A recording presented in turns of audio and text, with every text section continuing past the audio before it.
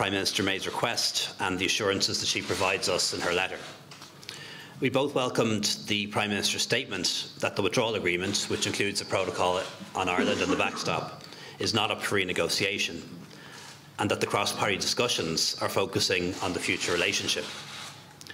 The European Union has always said that should the United Kingdom change its red lines, that we would be prepared to amend the political declaration on the future relationship. I'm also aware that the UK will prepare for the European Parliament elections and will hold them, including in Northern Ireland, if it is not out of the European Union by the 22nd of May. I sincerely hope that it will be possible to build sufficient consensus in Westminster to enable ratification of the withdrawal agreement and an orderly Brexit thereafter. From Ireland's perspective, we're open to extending the deadline to allow time for these discussions to run their course and come to a conclusion. Above all, we want the withdrawal agreement to be ratified so that negotiations can begin on the future relationship, on building a new economic and security partnership between the UK and the European Union that's as close as can be achieved. A no-deal exit would be damaging for everyone, for the United Kingdom, for Ireland and for the European Union.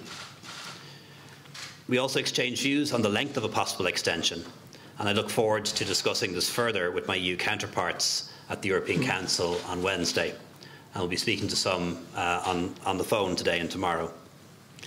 There will, of course, be different views, but I'm confident that we will reach agreement. However, given the ongoing uncertainty, we need to continue our preparations for no deal, and that's exactly what we're doing. So we also discussed contingency planning at EU level and domestic level for no deal. Here at home, we've intensified our planning and implementation. The Brexit Omnibus Bill has been enacted and signed into law by the President. We've put in place financial assistance for business and farmers. Advice has been made available to businesses. Resources and infrastructure requirements are being put in place at the ports and airports. We also discussed, in the case of no deal, how best to meet our shared objectives of protecting the Good Friday Agreement, on which our peace is founded, and also protecting the integrity of the single market and the customs union, on which our economic model, our jobs, our businesses and our prosperity is founded. Our contacts with the Commission on this have intensified. I know the European Commission and other EU member states fully understand these issues and are supportive and constructive about finding a way forward. And should no deal arise, it will be a shared challenge.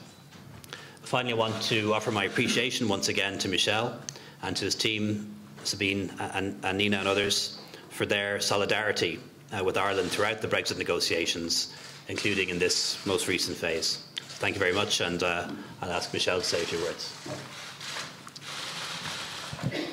Thank you very much, Leo, for your kind words. We have made a collective work with all the services of the Commission and in total trust and confidence with the Member States and with the European Parliament.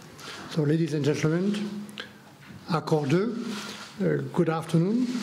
I'm delighted to be back in Dublin. It's now my 5th visit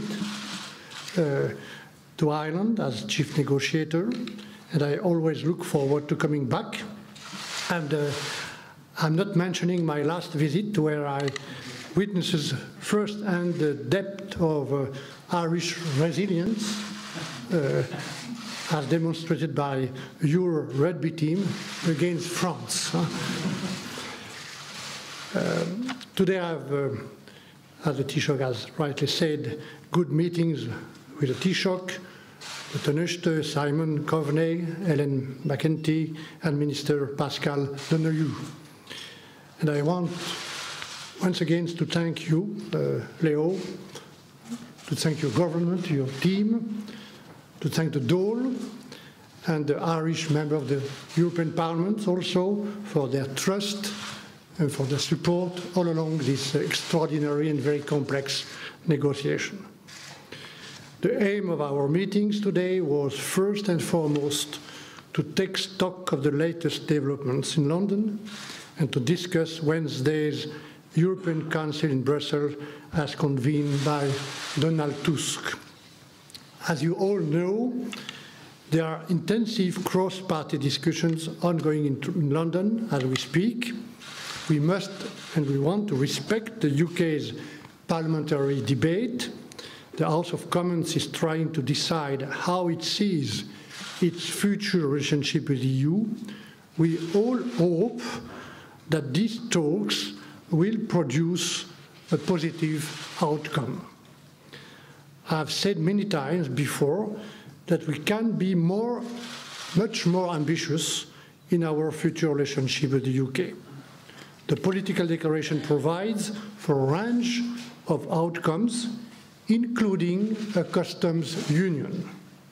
We are ready to make this clearer if it helps, and this work can be done extremely quickly. Of course, our discussions today also focused on what would happen in Ireland in a possible no-deal scenario. I know that my friend Philip Hogan also discussed this point from an agriculture and trade point of view earlier today in Brussels. There have been intensive discussions between our teams over the past weeks. Our goal is to protect the Good Friday Agreement, peace on this island, and the integrity of the single market. It is not an easy task, but I am confident we will find operational solutions. One thing is certain, whatever happens, the EU will stand fully behind Ireland. The EU will stand fully behind Ireland. We have our full support, and I have said before, the backstop is currently the only solution we have found to maintain the status quo on the island of Ireland. Ladies and gentlemen, if the UK were to leave the EU without a deal, let me be very clear. We would not discuss anything with the UK until there is an agreement for Ireland and Northern Ireland, as well as for citizens' rights and the financial settlement. Throughout all of this, the EU 27 will remain fully united, as it has been since day one. Leo, I would love to be staying longer in Ireland, but now I have to travel to Luxembourg for the General Affairs Council, Article 50, tomorrow morning. On Wednesday, I will be in Brussels with Jean-Claude Juncker for the European Council, where I will meet the Taoiseach again. Thank you very much for your attention. Thank you. So,